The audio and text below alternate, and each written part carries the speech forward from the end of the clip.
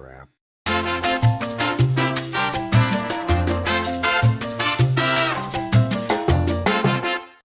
The Long Kiss Goodnight is a 1996 movie starring Geena Davis and directed by her then-husband, Rennie Harlan. Like my last review for Last Action Hero, this movie was written by Shane Black and was about 20 years ahead of its time. Davis plays essentially two characters in this movie, a school teacher with amnesia, Sam Cain, and crazy, badass CIA assassin lady, Charlie Baltimore. You want to know how hot Shane Black was in Hollywood back then? This was the first script ever to sell for $3 million. With good reason. Everything every character says is hilarious. Brian Cox! Alice, please. Your dog, Alice. It and my appetite are mutually exclusive. Well, what's wrong with the dog? It's simple. He's been licking his asshole for the last 3 straight hours. I submit to you that there is nothing there worth more than an hour's attention. And I should think that whatever he is attempting to dislodge is either gone for good or there to stay. Wouldn't you agree? And there's a lot of swearing in this movie, so I bleeped it all with random vegetables. This movie's awesome. Vegetable swearing is funny to me. The amnesic Sam Cain, oh look at that, that's really clever, is driving some drunken doofus back from her family's Christmas party. How often do you two stick our fingers inside our hands and pull them out again?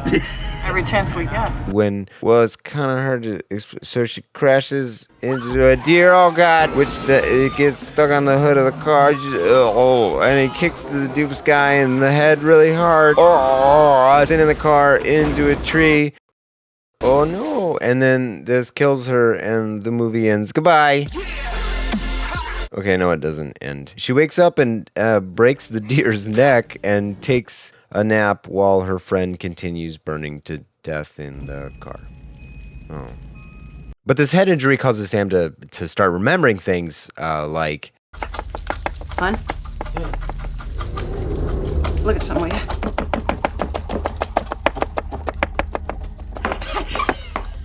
I used to do this. I'm a chef. Give me something else. Tomato. Pepper. Celery. Look at this. One more tomato. Oh my. Here. Look at this woman. She's amazing. I don't think Anthony Bourdain ever did that. And then she's skating and she kind of forces her daughter to do something she don't want to do, and then her daughter falls and she's got like a broken wrist or whatever, and then she gives her daughter this terrifying advice that will probably have emotionally devastating ramifications later in the film. Look, I know you're afraid. That's the whole point, kid. You see that? Stop being a little baby and get up. I can't skate anymore. My wrist hurts. Life is pain. Get used to it. Which, all that doesn't really matter, because this dude that tried to kill her long ago shows up with a shotgun, but Charlie Baltimore, motherfucker. And she saves her kid by doing this crazy football thing. But this dude's all gonna shoot her. Boom, fridge block. And then pie murder. And then donkey punch fatality. And the scared husband. Charlie's coming back. Chefs do that. I ain't even talked about Sam Jackson yet. He plays a less than reputable private detective named Hennessy who rocks awesome threads like this and this and this. And oh my god, what happened? Are you okay, Sam Jackson? Now, his character is important to the story because Sam and Mr. Cain don't know anything about her life before 8 years ago, which happens to be just before she gave birth to her daughter. I wonder who the father is. It's the bad guy. So after the one-eyed guy got pie murdered, no, it's okay that he's the guy that shot her in the head before. Sam Cain and Hennessy go on a road trip together to follow a lead on who Sam might have been before her gun-inflicted amnesia. And, well, more Charlie Baltimore starts coming out, mostly the swearing. Can't take this. Waiting. Excuse me, do you normally curse this much? What are you, a Mormon? Yes, I'm a Mormon. That's why I just smoked a pack of Newport and drank 3 vodka tonics. Back when we first met, you were all like, oh, phooey, I burned the darn muffins. Now, you go into a bar, 10 minutes later, sailors come running out. What up with that? To me, the best action movies set things up in a way that it's clear when the characters think on their feet to scrape by without dying. It happens in the train station. Gun in the right-hand side. It makes a bulge. People can see. Mr. Waldman?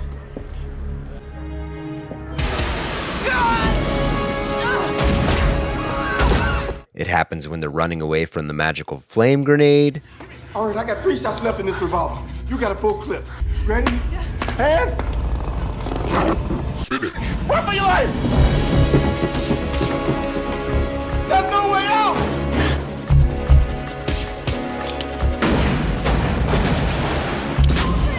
That's a 3-story truck! Are you crazy?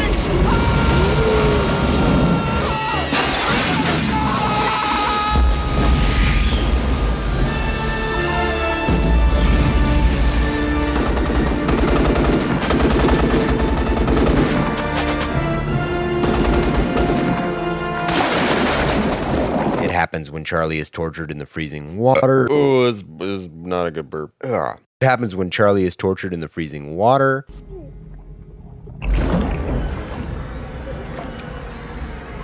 Jesus, old man, how many of those things you got? 3, 1 shoulder, 1 hip, and 1 right here next to Mr. Wally. Well, most pat-downs never reveal it, as an agent's often reluctant to feel up another man's groin.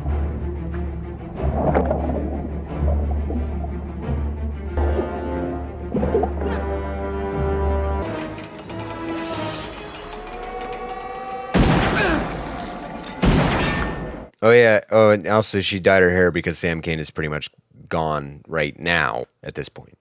I love this movie because it had an honest-to-God, strong female action hero. Uh-oh. They're seeping. Here. Look at this.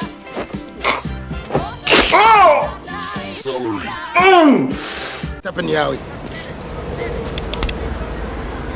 I ain't asking you. I'm telling you. Shoot. Hey, honey. This is a real big gun. This ain't no ham on rat, pal. What the hell are you doing? Saving your life. I would have been here sooner, but I was thinking up that ham on rye line. You think I can't take him? You're always this stupid, or did you take lessons? I took lessons. She's strong not because she emulates the dumb cock diesel bro shit that the Expendables can't stop vomiting into our mouths, but because she's 2 entirely different women fighting for control of the same body. Blow my head off, you know. As much as Charlie wants to pretend that she doesn't give a crap about her child, the more she fights not to care, the more Sam is able to slip back in. Her struggle is less about the people shooting at her and more about finding a way to reconcile these 2 disparate people into something new. The story isn't emulating anything. It's trying to find an emotionally resonant way to show us why a mother makes one of the most interesting action stars ever to be put on screen. That her ex is the villain and the father of her child is by no means an accident or a cliche. It's a heartfelt metaphor for how raising a child with a father who doesn't care can be the most terrifying thing of all. I noticed some complaints that the bad guy in this movie is just a doe-eyed pretty boy who isn't really all that scary. That's the point. He's a weakness for Charlie. He's charismatic and only reveals his true self a few times. Like this scene where he kidnaps his own child in an effort to force Charlie into doing something horrible. You're about to have 2.4 children. Merry Christmas. But all the times he's around Charlie, he's all smiles. That's what makes him terrifying. And when Charlie finally puts this all together, hell hath no fury is an understatement. It ain't over. You're gonna die screaming. And I'm gonna watch. Baby, no, you're not gonna die. They are. Cover your ears. Hey, should we get a dog? She wrecks face. But more importantly, she's willing to die. And this is Charlie we're talking about, not Sam. She's willing to die for her kid. Run. Get out. Don't go away again, please. The truck is a bomb. And even though there is a massive bomb set to go off that will almost certainly kill her, her daughter, who is all of 8 years old, runs back because she's willing to die for her mother as well. Remember that thing I said about emotionally devastating ramifications? Just stop it. Stop being a little baby. Up now, you're not dead. Don't you die, you get up now. Life is pain. You just get used to it. No, I just got something in my face.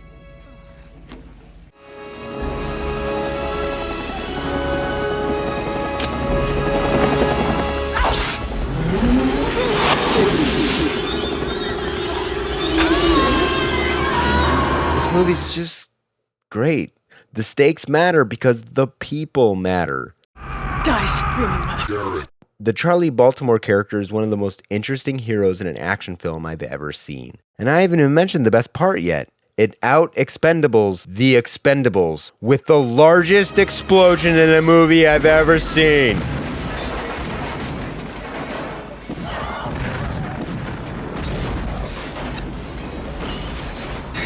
Oh my god, it's still going! What government did you bribe to even do this?